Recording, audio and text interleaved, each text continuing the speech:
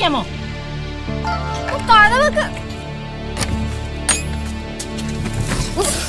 അങ്ങോട്ട് നടക്ക്. പറഞ്ഞു എന്നോട് പഠിക്കാണെങ്കിൽ കണക്കായി പോയി. വീണ്ടും കൂടെ താക്കോലാണ് ഇത്. എനിക്കിനി വേണ്ട. എന്തേ? ഞാൻ ആ വീട്ടിലോട്ട് ഇനി പോണില്ല. നീ എന്താണ് ഈ പറയണത് തങ്കം? കനക, ഈ നേരം വരെ ഞാൻ ആ മനുഷ്യനെ വിളിച്ചോണ്ടിരിക്കുക. ഒന്ന് ഫോൺ എടുക്കണമല്ലോ. ഞങ്ങൾ ചത്തോ ജീവിച്ചോ എന്ന് അന്വേഷിക്കണമല്ലോ. അപ്പൊ അവളുടെ അടുത്ത് പോയി ഇരിക്കുമായിരിക്കും. അമ്മാവാ, എനിക്കിന്ന് രണ്ടിലൊന്നും അറിയണം. എന്നിട്ട് അങ്ങോട്ട് പോയാൽ മതി. ഇനി ആരും അതെ, ഞാനും ഒരു 5 പ്രാവശ്യം വിളിച്ചതാണേ, എടുക്കണില്ല. എന്നാലും വാതിൽ പൂട്ടി പോകുന്ന അത് കയ്യിലേക്ക് വേണ്ട. അവള് പറഞ്ഞാൽ എന്താ തെറ്റ്? ഇപ്പൊ അവളെ ഒറ്റയ്ക്ക് അവിടെ കിടക്കണത് ഇവിടെ കിടക്കണത് പോലല്ലേ? ഇവിടെ ഇരുന്നോട്ടെ, കാര്യം വന്ന് അറിഞ്ഞിട്ട് മതി ബാക്കി തീരുമാനം. നല്ലതായി അത്. അങ്ങനെ പഠിച്ചാൽ കൊള്ളൂലല്ലോ. ഓക്കേടാ, നാളെ കാണാടാ. ആഹാ,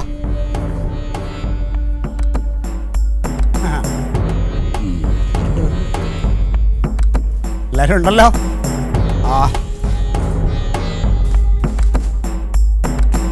സത്യം പറഞ്ഞ ജീവിതത്തിന് ഒരു അർത്ഥം ഉണ്ടായിന്ന് തോന്നി തുടങ്ങിയത് ഇപ്പോഴാണ്. ഇന്ന് ഭയങ്കര പരിപാടികളല്ലായിരുന്നാ? പഞ്ചായത്തിൽ മുഴുവനും ശുചീകരണവും പൊതു നിവാരണവും ഒക്കെ ആയിട്ട് ഫുൾ തിരക്കായിരുന്നു. ചില്ലറ കൊതുവാണ്, എല്ലാവർക്കും പനിയല്ലേ. ഓ, ആശുപത്രിയൊക്കെ നിറഞ്ഞു കേട്ടോ. ഇതെന്ത് പറ്റി? ഇവള് നിന്റെ ആരാ? ആ, അത് നന്നായി. നല്ല ചോദ്യവിടെയാ. നീ ചിരിക്കല്ലേ, നീ ചോദിച്ചതിന് സമാനം പറഞ്ഞാൽ മതി. ഇവള് നിന്നെ നീ എത്ര പ്രാവശ്യം വിളിച്ചോടാ? എത്ര പ്രാവശ്യം വിളിച്ചു? നീ എത്ര പ്രാവശ്യം വിളിച്ചടി? 10-20 പ്രാവശ്യം കുറയാതെ വിളിച്ചിട്ടുണ്ട് ഞാൻ ഈ മനുഷ്യനെ. 20 പ്രാവശ്യം? ആ, ഇത് സാധനം ഓഫായി. ഫോണ് രാവിലെ മുതൽ ഓഫ് ഒന്നും അല്ലല്ലോ. എന്റെ അളിയാ, ഉച്ച വരെ ഞങ്ങൾ ശുചീകരണം പരിപാടിയാണ്. ശുചീകരണം ഒന്നും എനിക്കറിയണ്ട. അളിയാ പറയുന്നത് ഒന്നും അറിയണ്ടെന്ന്. പ്രാവശ്യം നിന്നെ വിളിച്ചു കഴിഞ്ഞാൽ നീ ഒരു പ്രാവശ്യം തിരിച്ചു വിളിക്കണ വേണ്ടയോ? എന്റെ അളിയോ പറയട്ടെ, എനിക്കൊരു അവസരം തരുമോ നിങ്ങൾ പറയാൻ? ഞങ്ങൾ ഈ ശുചീകരണ പരിപാടിയായിട്ട് നിന്നപ്പോൾ എനിക്ക് നേരത്തിങ്ങനെയുള്ള കൊച്ചപ്പച്ചൻ്റെ ഫോൺ വന്നു. അയാളുടെ മോൻ്റെ മോള് സ്കൂട്ടറിൽ നിന്ന് വീണു, തലയെല്ലാം മുറിഞ്ഞ് ഹോസ്പിറ്റലാണ്, ICU. അവിടെ പോയി ബ്ലഡെല്ലാം ഒപ്പിച്ച് കൊടുത്ത് ഹോസ്പിറ്റലിൽ കയറിയ സമയം ഞാൻ സൈലൻ്റ് ആക്കി. അപ്പോഴായിരിക്കും ഇവള് വിളിച്ചേ. ഹോസ്പിറ്റലിൽ നിങ്ങൾ ആ തിരക്കിൻ്റെ ഇടയിൽ ഞാൻ എങ്ങനെ ഫോൺ എടുക്കും? നിങ്ങൾ ഫോൺ നോക്കേയില്ല. എന്റെ തങ്കം പറയുന്നു കേക്ക്. ഞാൻ വിളിച്ചില്ല 5 പ്രാവശ്യം. അമ്മാവ അത് സൈലന്റ് ആക്കിയിരുന്നപ്പോ ആയിരിക്കും ഇത് ഈ ചാർജിൽ ഇത് ഓഫായി പോയി. അതെ, നിന്റെ ഉരുണ്ട് കളി ഒന്നും എനിക്ക് അറിയണ്ട. എനിക്ക് ചില കാര്യങ്ങൾ ഇന്ന് അറിയണം. അതിന് തീരുമാനം ഉണ്ടാക്കിയിട്ട് ഇന്ന് ഇവിടുന്ന് പോയാൽ മതി. ഞാൻ വേറെ എന്ത് സഹിക്കും. അവളെ കരയിപ്പിക്കാൻ നീ മെനക്കെടരുത്. അത് ഞാൻ സഹിക്കില്ല. അല്ല, ഇവളിപ്പോ എന്തിനാണ് ഇവിടെ ഒരു കാര്യമില്ലാതെ കരയണേ? ഞാൻ കാലത്ത് പോയപ്പോൾ ഒരു കുഴപ്പമില്ലായിരുന്നല്ലോ. ചോദിക്കട്ടെ, എന്താ കാര്യം? എന്താ നിന്റെ പ്രശ്നം? ചോദിക്കേ. എന്താ തങ്കം? 2 ദിവസം മുമ്പ് ഞാൻ നിങ്ങളോട് വേറൊരു കാര്യം ചോദിച്ചായിരുന്നു. അതിന്റെ മറുപടി ഈ നേരം വരെയായിട്ട് എനിക്ക് കിട്ടിയിട്ടില്ല. എന്റെ കർത്താവേ, ഞാൻ ദിവസവും രാവിലെ ഇറങ്ങുമ്പോൾ നീ പല പല ചോദ്യങ്ങൾ ചോദിക്കാറുണ്ടല്ലോ.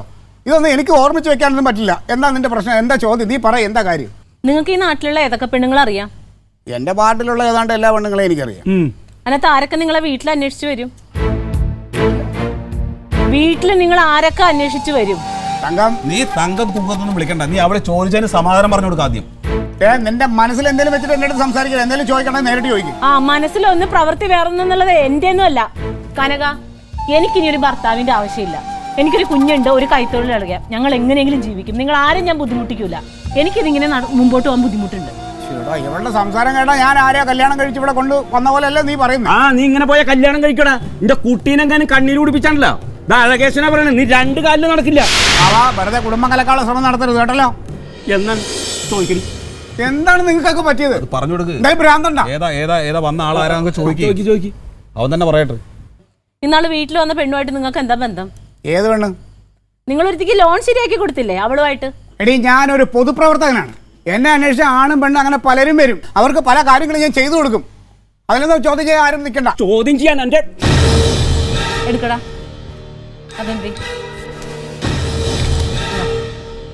പിടിക്കേ. അത് വാങ്ങി വായിക്കും. ഒരാവശ്യം പറഞ്ഞു വരുന്ന പെണ്ണുങ്ങൾക്ക് കൊടുക്കുന്നത് വായിക്കും.